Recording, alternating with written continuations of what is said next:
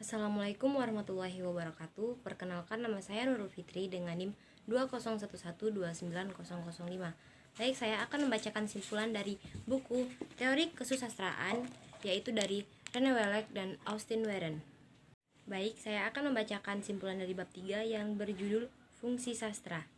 Pada periode Renaissance di Amerika, penyair dan cerpenis Edgar Allan Poe mengkritik konsep bahwa puisi bersifat didaktis.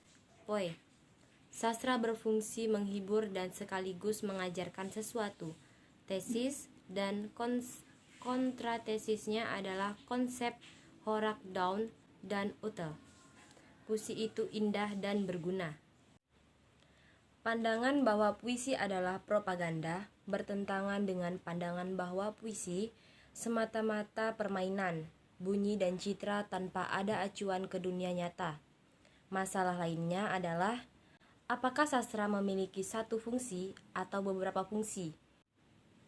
Dalam bukunya Primer for Critique, George Boz menguraikan bermacam-macam tujuan sastra dan tipe kritik sastra.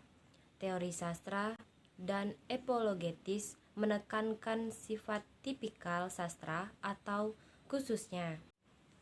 Dalam kata propaganda tersirat unsur-unsur perhitungan, maksud tertentu, dan biasanya diterapkan dalam doktrin atau program tertentu pula. Menyangkut fungsi yang dikaitkan dengan hubungan ekstrinsik atau hubungan dengan hal-hal yang luar sastra. Dengan demikian, istilah fungsi lebih cocok dikaitkan dengan tulisan-tulisan yang bernada atau apologetis atau membela mencari alasan. Baik, saya akan melanjutkan simpulan dari bab 4 yang berjudul Teori Kritik dan Sejarah Sastra. Di dalam wilayah studi sastra, perlu ditarik perbedaan antara teori sastra, kritik sastra, dan sejarah sastra. Teori sastra adalah studi prinsip kategori dan kriteria, sedangkan studi karya-karya adalah konkret disebut kritik sastra dan sejarah sastra. Sejarah sastra dari teori sastra dan kritik sastra, F.W. Bateson misalnya, mengatakan bahwa sejarah sastra menunjukkan A lebih baik dari B. Penilaian selalu tersirat pada setiap pilihan bahan. Ada alasan lain untuk memisahkan sejarah sastra dari kritik sastra. Penilaian merupakan hal yang penting, tidak dapat disanggah.